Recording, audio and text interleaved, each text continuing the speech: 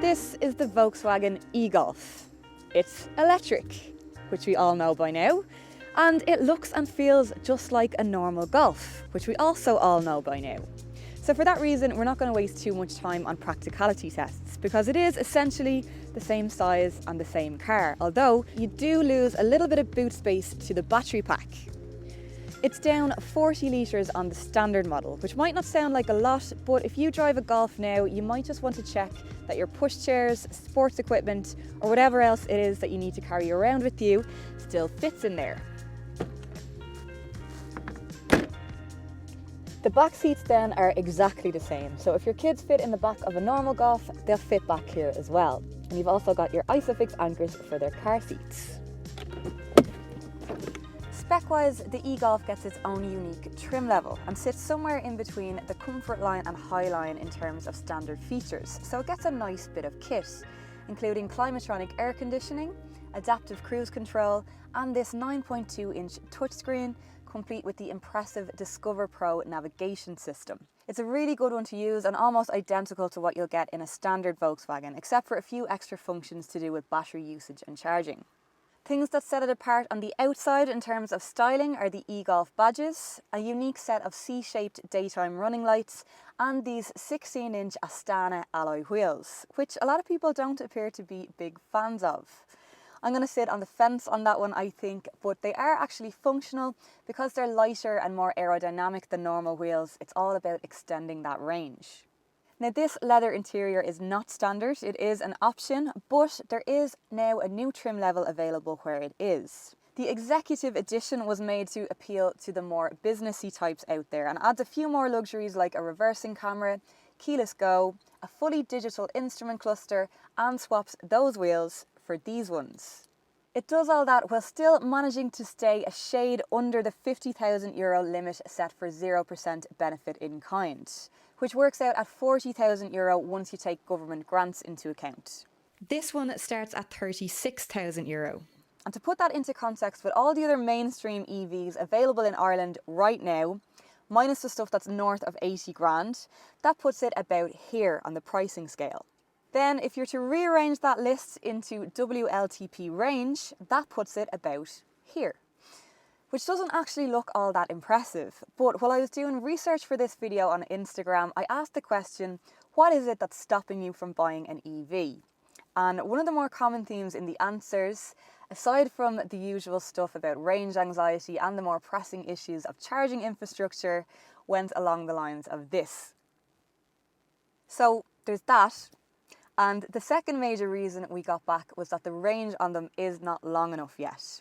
So we decided to do a survey on CarsIreland.ie and got some interesting results back, which we kind of already knew, but apparently you're not just allowed to make this stuff up. So here goes. Of the 71% of people surveyed who do drive to work, 87% of those have a commute of less than 45 minutes each way, or an average distance of between 15 and 45 kilometres. So that is at most about 90 kilometres return. So even with a worst case scenario 200 kilometre range on the e-Golf, that still leaves you with over 100 kilometres to play around with errands after work, or the option of not charging every single night, depending on how brave you're feeling.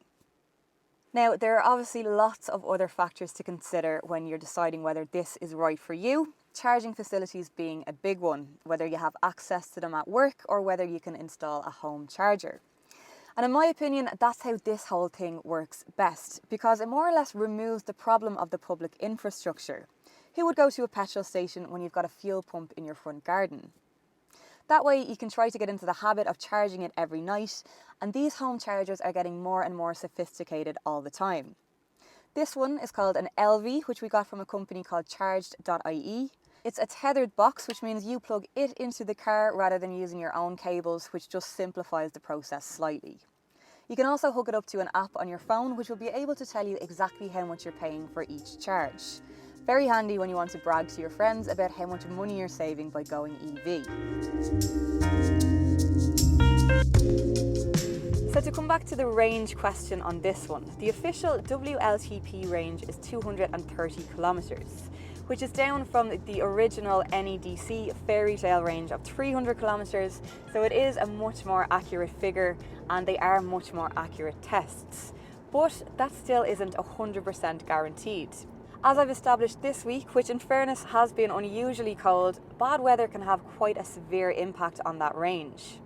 So for the most part, in normal driving circumstances, it is pretty accurate. Once that temperature starts to drop or it starts raining heavily and you need to put that aircon on full blast, you will start to see those kilometers drop like crazy. Now there are steps you can take to counteract that slightly. There's a setting on here which will allow you to preheat the car while it's still drawing off the power source at home so that it's already warm when you get into it. You can also try to take advantage of the heated seats rather than the aircon because they have a much smaller effect on the range and actually do a very good job of keeping you warm. But ultimately it's just something to be aware of, that you might need to charge a bit more often if there's a cold snap. So those are the conditions that it struggles in, but there are also circumstances where it thrives. There's a regenerative braking, which will help you claw back some power when you're slowing down, so that's very useful for stop-start city driving, and even more so on hilly roads like these ones, because you'll find any kilometres that you spend climbing, you get almost all of them back on the descent, which could mean that your silent Sunday spin in your e-Golf ends up costing virtually nothing. You can adjust the force of that regenerative braking by sticking it into B here.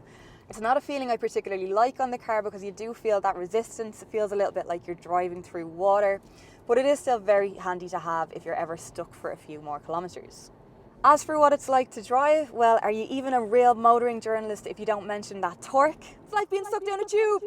But really it is actually lovely, or well, I think so anyway. You've got that instant power uptake, a nice, quiet, peaceful cabin, and it's remarkably similar in how it handles to a normal Golf.